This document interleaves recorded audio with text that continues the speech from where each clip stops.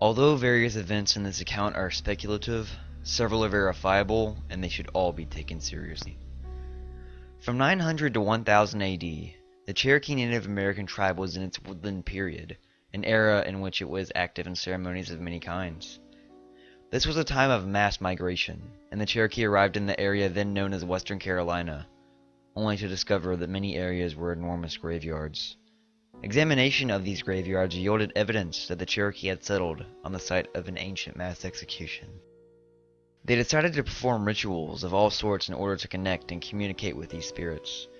The Cherokee were successful in this. However, they found most of the spirits to be hostile. The violent manner of their deaths had left them angry and vengeful. The tribe performed spells to trap these angry souls underground with their bodies.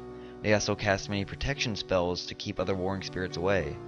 In order to avoid breaking these enchantments accidentally, the Cherokee ensured that they lived quite a distance from the graveyards. During their time in the land now known as Hendersonville, Tennessee, the bodies decayed deeper into the soil, their spirits trapped inside, simply forgotten. After pioneers began exploring the area now known as Middle Tennessee, a small group discovered a peninsula of land along the Cumberland River. They found it to be an adequate location to set up camp and eventually build a log cabin to live in whilst engaging in further exploration of the area. Throughout their short stay, journal entries were made by at least 2 of the pioneers, documenting their strange encounters, but none have a date. These men constructed their campground without problems of any kind. Even their cabin, which they assembled at a distance from the main camp due to the richness of its soil, was built without hitch or hindrance. The first night spent in the cabin was rather peaceful. The men slept well and without disturbance. However, the following night, one man awoke to the mysterious sound of a voice, seemingly coming from beneath the cabin. This voice was unbelievably faint. He had actually dismissed it as the wind at first. The man wrote in a journal the following day that it was all a very surreal and dreamlike experience. However, unbeknownst to the man at the time, it was no dream.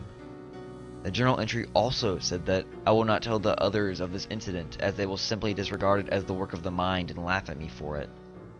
Looking back upon the experience over the preceding few nights, especially after remembering the remarkable absence of wind, he realized that it had to have been a voice.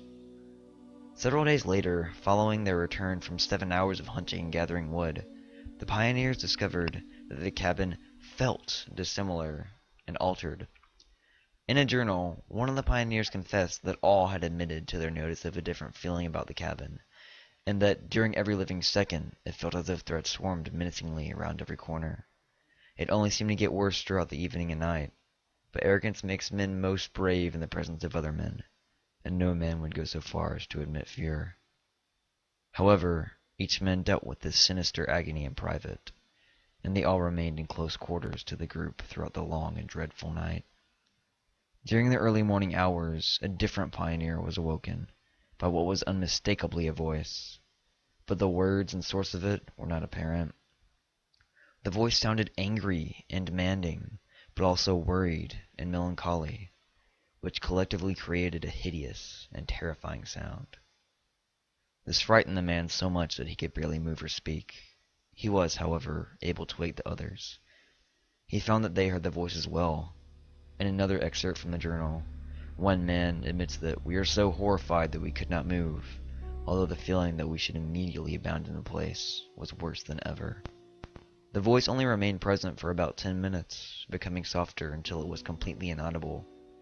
It was a while before any of them could get back to sleep. They feared that something else was in the cabin with them, and their paranoia caused them to believe that, at any moment, something could emerge right before them, or simply kill them in their sleep. Eventually, however, each man succumbed to exhaustion. Their rest would be short-lived. Moments after the group fell back into sleep, the sound of distant footsteps brought them back into horror-filled consciousness. The sound seemed to be inside the cabin, except that it seemed much farther away. Another journal entry said that there are presently footsteps that come to us. They cannot be from outside the cabin, as they sound as if they hit the wooden floors of a cabin, but it sounds as if they are too distant to be inside. As it continued, it became increasingly louder, and seemed increasingly closer.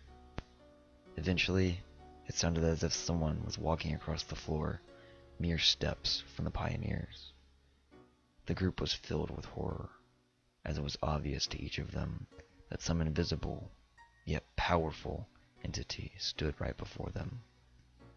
They were frozen with fear, and none of them moved, even as the sound of the footsteps ceased. It was several days before another group of pioneers exploring Middle Tennessee reached the first one. When they entered the cabin and discovered the bodies, a distant shriek echoed throughout the surrounding forest just from the sight of the corpses. They were able to find the journal entries and, from those, knew to stay away from that piece of land. The cabin was deconstructed, and over the years, forests reclaimed the land. There is no indication of exactly where that cabin used to lie.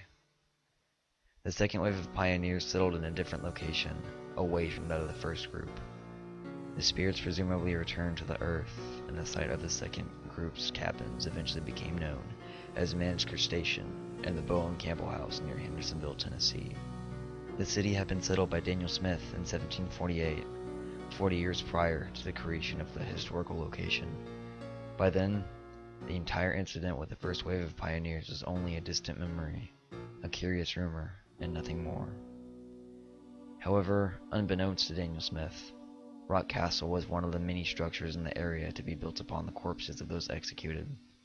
During the few hundred years of Hendersonville's existence, there have been numerous accounts of unexplainable deaths similar to those of the first group of pioneers.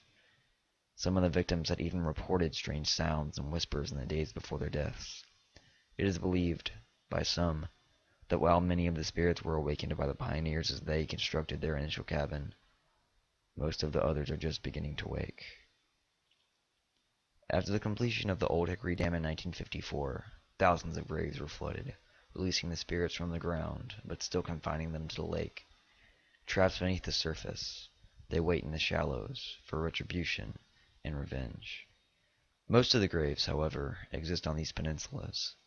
Any house on either of the pieces of land could rest on top of what was once a location of bodies from a mass execution.